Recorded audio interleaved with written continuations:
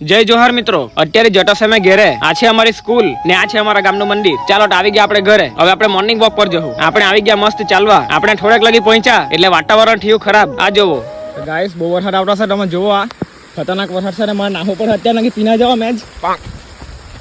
ભાગો ભાગો ભાગો. બહુ વરસાદ આવ્યો.